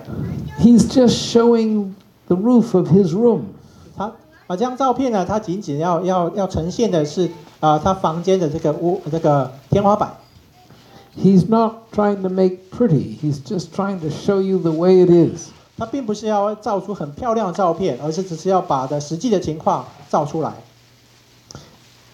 And in that sense, he's a poet. He's just simply expressing what his world is.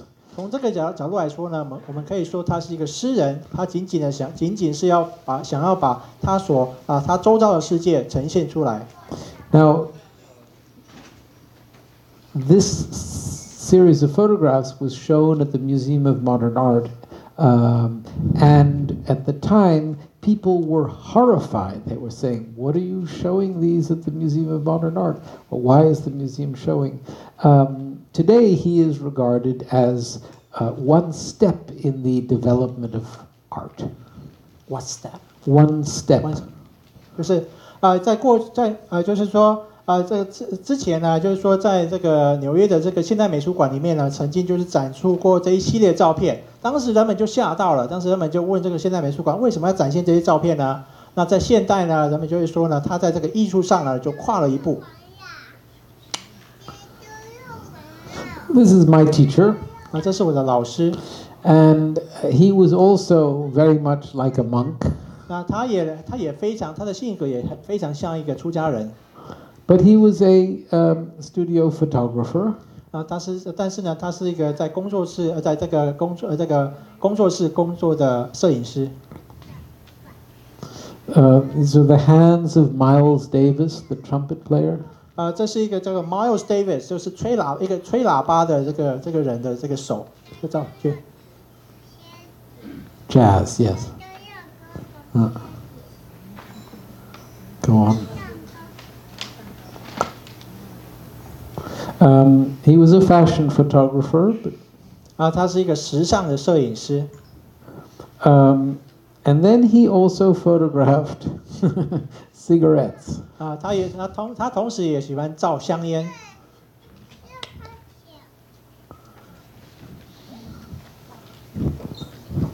And he did these with an 8x10 camera. Big. The negative would be this big. 他是用这个8×10英寸的相机，还有底片呢，去照这样的照片。And there was an exhibition of these at the Museum of Modern Art. 那就是曾经在那个现代美术馆现代美术馆呢，曾经展出过这一系列的照片。And he was interested in showing, he photographed beauty, but he also wanted to show the raw, real stuff of life. 这位摄影师呢，除了想要把美丽的事物拍下来以外，他也想要呈现这种很原始，在我们日常生活中这些原始的事物，原始真实的事物。So I won't tell about this, but go on. So this is his wife. You can see that there's a beautiful element. 这个是这位摄影师的太太，从这个照片里面你可以看到一些美的元素。His wife. 这是他的太太。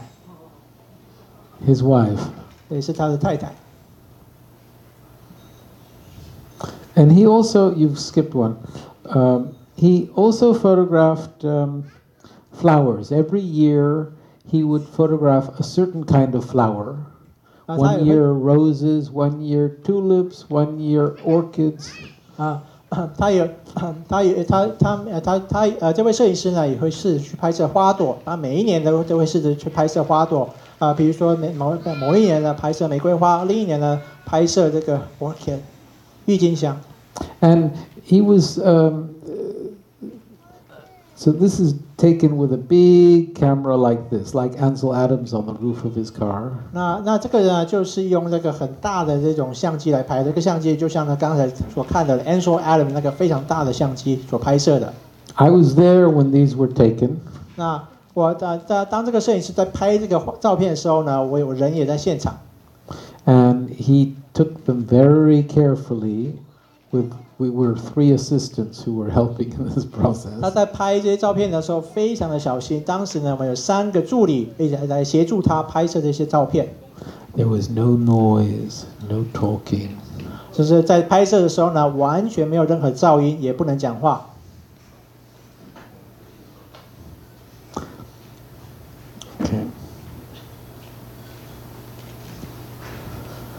Okay. This is an American photographer called Stephen Shore, who, again, color. He went around with an 8x10 camera photographing in America. You can go on. 这是另一位美国摄影师叫做那个 Alan Shore 的作品，他也是用这个8×10Stephen Shore 的作品，他也是用这个8×10的相机去拍摄这些彩色照片。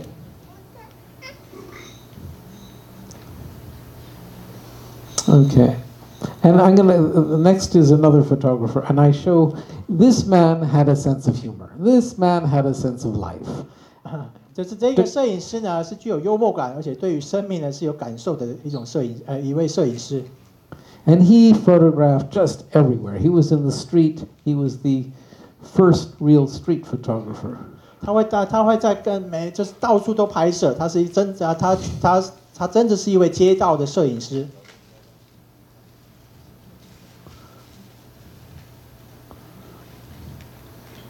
I think you skipped one.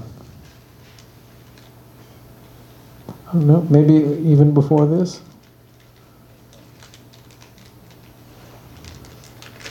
Maybe not. Okay. All right. Yeah, this one you skipped. Okay.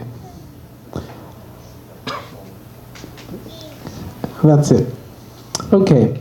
So I've shown you. You can stop it. I'm not going to show mine because we're late. Isn't it late? Yeah. So you can turn on the lights. 我们现在可以开灯。You can turn this off. Yeah. So I've shown you a little bit something that I have great love for, that has been part of my life since I was 13 years old. 就是我刚才所呈现给各位呢，是我自从13岁以后开始非常热爱的一些事物。And in terms of applying what Chungla Rinpoche said to what I do, it's all a question of my maintaining my correct motivation in the way I lead my life. 就是当我们说呢，要怎么样把宗喀仁波切教的东西应用在我所做的事情上面的时候呢，其实我们的重点就是在我们怎么样在我们日常生活当中呢，去保持我们内心的那种动机。Trying to cultivate at the beginning of the day, trying to cultivate a sense of responsibility, cultivate a certain compassion, a feeling of love for others, and then leading my life with that. 就是在我们每一天的一开始，我们都可以试着去在我们内心呢培养一种责任心，培养悲心，还有呢对他人这种爱的感受，然后试着呢把这些感受呢带入我们一天的生活中。If we engage in what we do, whether it's photography or astronomy, if we do so with a wish to have rebirth in the next life, that's a little bit of spiritual motivation. If we do so with a wish to provide happiness to all sentient beings, that's much, much more. And if we do so with a realization of the emptiness of whatever we're doing, the emptiness of myself and the emptiness of the task, whatever I'm involved with, that's bringing a whole other quality to what we're engaged in. 就是当我们在做一件事情的时候呢，如果我们的动机呢是为了一个更好的来生，那个就有一点点那个灵性修行成分在里面。如果我们在做一件事情的时候呢，我们的动机呢是为了想要带给一切有情那种快乐呢，这个层次又更高了一点。最后呢，如果我们在我们的动机里面呢，就是带有了，就是说我们自己本身是无自信的，然后呢，我们所做的工作也是无自信的，那这个呢就是一个更高的一种层次。So I thank you for putting up for indulging my love for photography. Putting up with me and indulging my love for photography. 就我谢谢各位参与这个，就是我就是沉溺于在这个我对摄影的热爱里面。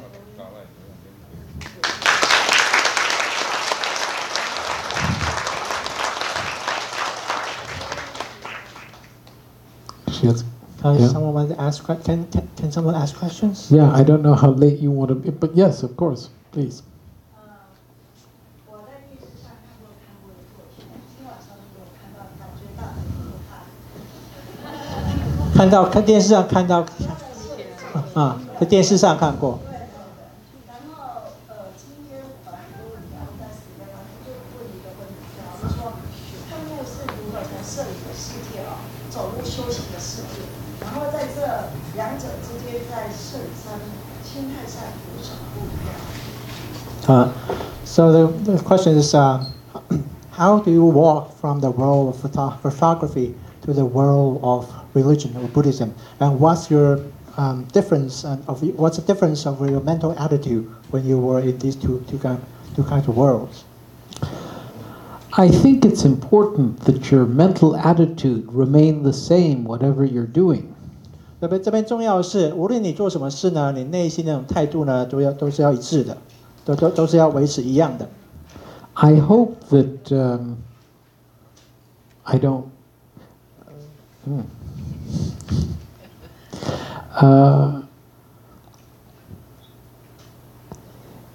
When I'm in the monastery, it's much more difficult. I have less freedom to take photographs the way I would like to. 在我人在寺院的时候呢，我有比较少的自由，我很难呢用我希望的方式去做摄影。I have one photographer friend of mine asked me, now that you're the abbot, what kind of pictures are you going to take? 我有一个摄影师朋友就曾经问我说，我现在已经是一个住持了，那你在这个身份之下，你会想去拍摄什么样的照片呢 ？While you're in the monastery， 就是在你人在寺院的时候，你会希望拍什么样的照片呢 ？And I said, well, I would like to create a little studio. 那我说呢，我会想要去弄一个小小的工作室。The back wall of the building where my room is facing north. 那我的这个 building or your room? Yeah. Your building. 这个 the wall of the building is facing. 我这个建筑物的这个墙壁呢是要面向北方。And north facing is the best light. 就是朝北呢，就是它的光线是最好的。So I had the wall plastered smooth and painted white. 就是我就将那个墙呢，把它全部涂白。And I had a few stones put in to make a floor. 就是我接着呢，把一个石头呢，让它有一个那个楼板或阶梯。And one friend of mine in New York who has a photography store gave me a big camera. 我在纽约呢有一个朋友呢，他是开设这个相机店的，他给我一个相机，他给我一个很大的相机。So every once in a while, I call the disciplinarian and his assistant, and I do these formal portraits of them in my studio. 就是每隔一阵子呢，我会叫那个寺院的纠察师，叫他们把他们都叫过来，然后就在他的工作室呢来拍摄他们的照片。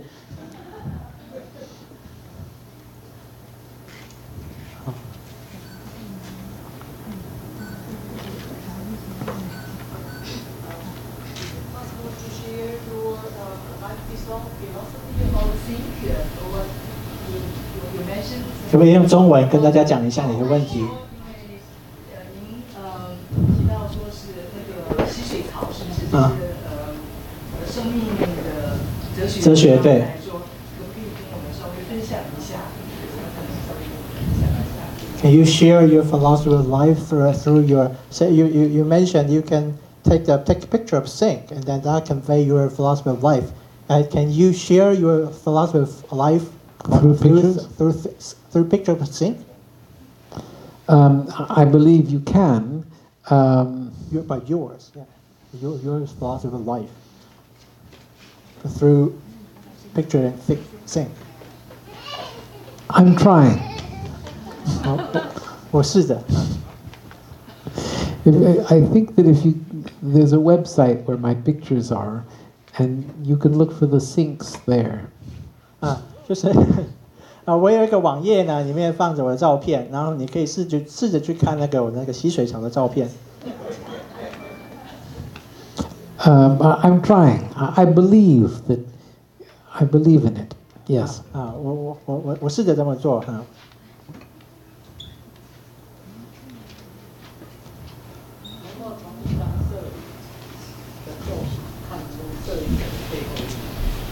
背后意义。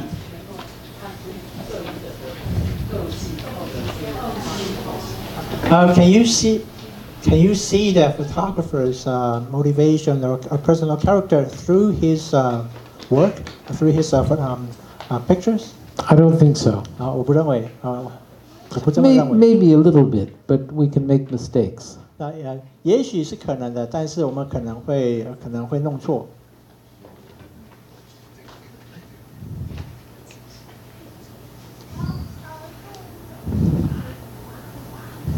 还有没有？但是呢，他刚刚不是就摄影作品之后说这个摄影的前辈啊。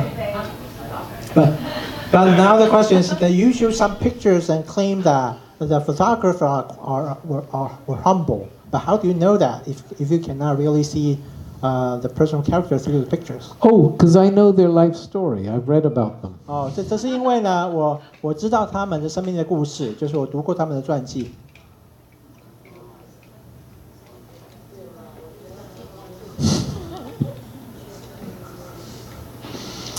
Okay. 好，谢谢各位。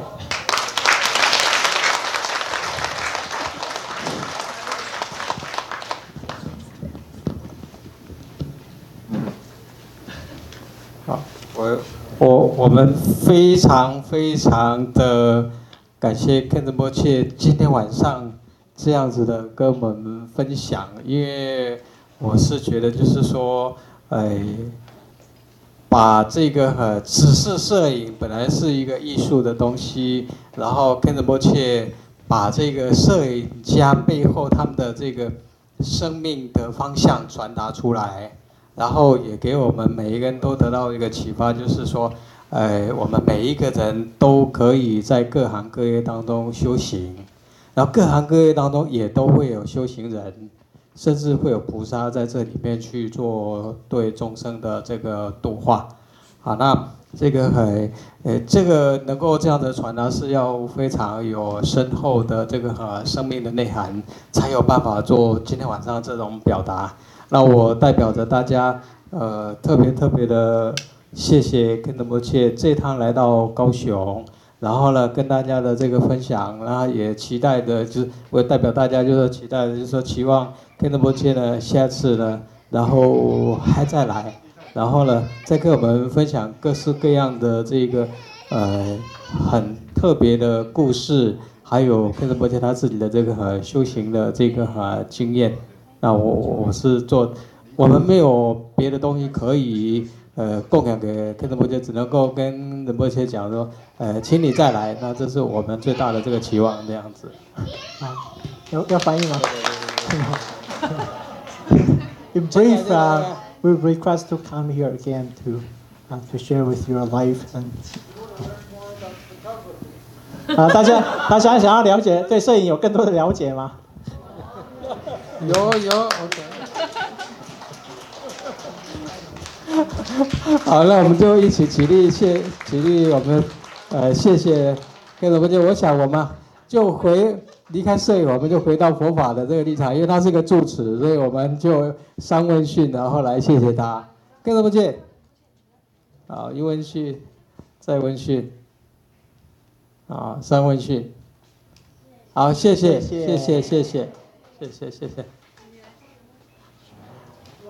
Thank you.